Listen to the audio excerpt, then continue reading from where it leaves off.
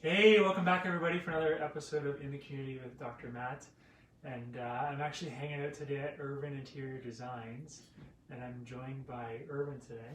Hey guys. Yeah, so we want to share some tips with you, talk about a few things about what you're working on, right? And then go from there and make sure you guys get something exciting out of this as well. I've learned a few things already from being here. First, I want to mention as well, as you know, as part of our mission this month to raise money for the Ronald McDonald House. So if you really enjoyed it or you like something else, please take a moment to share. Each share is going to be a $5 donation to the Ronald McDonald House as part of our $5,500 mission this year. So thanks, guys, and let's get going on this episode. Fantastic. Yeah. Absolutely. So what do you want to share with everybody first? Like, we came in today, we talked about, you know, some of the neat things you offer for basically your main stuff you do in terms of business. Right. But then, do you want to talk about the services very briefly about what you do? Sure. Yeah, absolutely. So here at Irvin Interior, we provide services with for reupholstery, brand new custom furniture as well, made from maple hardwood framing, and fabric supplies, foam supplies, all sorts of supplies you require for your upholstery services. Which I think maple hardwood framing, is that important? Very important. So the person has no idea. Right. So the real hardwood, the good stuff? Yes, absolutely, okay. Absolutely. So one of the main important structures in your furniture is your structure itself. So structure being made by maple hardwood is one of the best built products that you can find in worldwide, actually. Okay. Yeah, that's what we use. You guys really enjoy using it? Yes. And that's one of your absolutely things. It's all kill and dried, so that stuff is not meant to warp or anything, and it's meant for long term. Neat. Yeah, absolutely. So I think, you know, let's touch on today some of the things that you said. Some of the community just comes in here, like calls you up, and they want to find some unique pieces, right? The threads, fabrics, forms. Absolutely. Right? You also design it and build it for companies or commercial, industrial, or residential. Absolutely. Right? So if you're watching out there. Yeah. And then let's talk about stain removing a bit. Oh yeah, absolutely. Right? So because why don't we talk about this stuff, some of the things people come in looking here for, and then we'll go over and talk about stain removing. Absolutely. I think the stain removing tip is a good one. Yeah. Right? We were just talking about it briefly, and Irvin's going to elaborate on it more. Absolutely. So tell people, like, people are coming in here. You said there's like a generation in Georgetown that comes in looking for certain foams, threads, absolutely, and other things. Sure. Yeah. So we have certain foams for certain durability, certain applications, right? So especially if you're working with a commercial application, you want a more dense foam where it's going to be a little bit stronger, that it's not going to break down over time because it's going to be a higher traffic sofa, right? So the other fabric that we use, a lot of the fabrics have so everything's here basically for you guys to see. Yes. This is I guess this is the difference in foams. Yes. If you go through different foam densities that we have here as well. Right. So we have firmer commercial application on the top. Right. You have medium density for home living. You know, your sofa sectional at home. Yeah. And then you got headboard foams as well. And then you got bench seating, window cushion seating. Okay. And then you have another medium density commercial base as well. And then you got really softer types where if you want that really lounge type of feeling, you get into that really softer, pliable type of foam. So when someone's doing a residential piece, for instance, and they want to get longer life out of it, is this preference basically whether they can go firmer, like some of these commercial ones for a residential piece? Absolutely, absolutely. So you customize it the way you want it. Correct. Yes. Okay. So some clients, they wish to have something firmer because, believe it or not, I mean, some clients have back issues and so forth, so they want something firmer to, you know, give them a little bit more support. And then some people want something a little bit more softer where they can, you know, just kind of fall into the couch and just kind of veg and watch some TV type of thing, right? So, and that would be more the residential application? Yes. Or the lounge type? The lounge type would be the softer one, and then the more firmer one would be, we actually have a firmer one of this. It's a 1945, which is a firmer one for residential as well. So just for people watching, is there any reference to the numbers? Like, does the higher the number, the... So, So the 1935 is 1.9 pounds per square inch of density of foam. Okay. And then when you go to 2545, that's 2.5 pounds per square inch of density of foam. Okay. So that's the difference with the numbers there. Neat. Yeah. Okay. So you come in here, you can select something.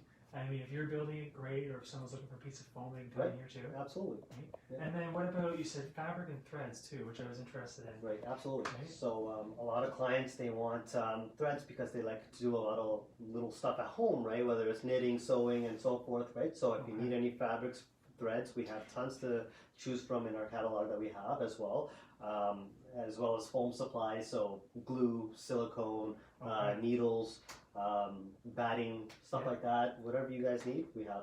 Neat. Yeah. Okay, because I guess some people have these little projects they're working on, and some of the stuff at your general store isn't going to cut it. Right. Like you're getting custom materials, basically, Absolutely. right? This You're is bringing in a big range. correct. Yeah. This is meant strictly for upholstery products, right? Yeah. So if you're doing upholstery or cutting and sewing, this is the right product for you. Okay. Yeah. Neat. Absolutely. And what else? Did you want to mention anything else with that? No, that's good there.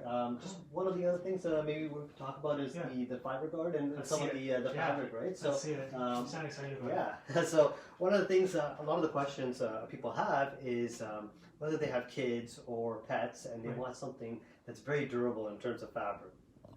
One thing I always recommend is getting a fabric with a fiber guard technology. Fiber guard is basically the new Scotch guard. Okay. It was a combination of Nanotex, but I believe fiber guard took over that, and fiber guard's all over the place now in terms of. That's the name. Yes, Okay. fiber guard. So with fiber guard being said, there's two ways to apply it. You can either do a topical treatment, which I can put over here. Sure. Yeah. So right here. This is the product. Yes, this is the product. This is a topical treatment that we can spray with our spray gun that we have here on site. Yeah. However, there is an even better way that we can install this as well, which is done through the mill itself. Right. So when the fabric is purchased, we send the fabric out, the roll itself, to the fiber guard facility, and they'll embed it into the fabric itself. It's about a 2-week process for us to receive, but you're guaranteed that it's not going to come out for many, many years to come. Yeah, and this is basically just a damp cloth wipe down?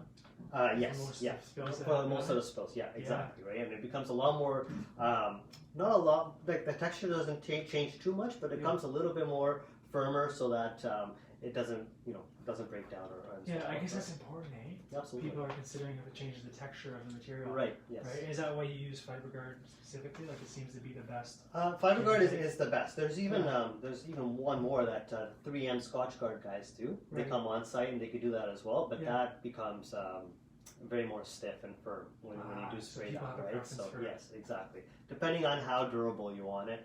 Okay. So if you got a big dog, then you might want to go the 3M option, right? Yeah. But if it's just kids, then the fiber guard would do just fine. Neat. And now what about, you have a couple things over here in terms of cleaning your spills. Sure, What absolutely. would you recommend if people are curious? So well, first, I mean, there's one product, you can even pick this up at Canadian Tire. There's a fabric and upholstery cleaner, which is about $10 a spray bottle, and you can pick them up there. It usually does quite the job. Okay. But for stubborn stains, this is what we recommend. Spirit Mineral works wonders. Okay. Put a little bit on a cloth, lightly dab it, and let it dry. Sometimes it takes up to 24 hours to completely dry and settle. Right. But the stuff works amazing. Okay. We've done white velvet with like pen stains and so forth, and it's almost come off clean, right? Okay. So if there is anything that might see, if it's ink, you might see a slight subtle mark on there left over, but for the most part, you're not reupholstering the couch or anything. Take care of your problems. Right. Yeah. Cool. So yes, Spirit Mineral, great option. You can find this in the paint aisle at Canadian Tire at your local store. Neat. Okay. Absolutely. And then cleaning stains, some stuff on your own, specialty products. What else did you want to mention? You mentioned one other thing. Some people have vinyls and stuff like that as well, right? So a lot of people have vinyls or leatherettes in their kitchen chairs and so forth, right? And sometimes people always ask, I use water to clean it and so forth, and sometimes people talk about pilling, right, on vinyls, right? Yeah. So one little tip, a little trick that we use is if you treat your vinyl like leather, it'll stay like leather.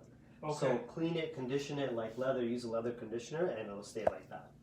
Okay. As well. So that's one of the little tips that we use as well. Neat. Yeah. Otherwise, you'll start to see the wear and the pilling? Yes. Yeah. Okay. Especially if you use chemicals other than like vinyl cleaner or leather conditioner or so forth, right? So because we use a lot of vinyls for commercial applications, and sometimes when they're cleaning the tops with bleach, and they might put it on the seats and so forth, and a lot of people may do that at home as well. So it's just a nice preventative maintenance to use the leather conditioner. Leather conditioner. Yeah. Cool. I didn't know that. Yeah. Good to know. Is there anything else you want to share, anybody? We're here 6 days a week. Yeah.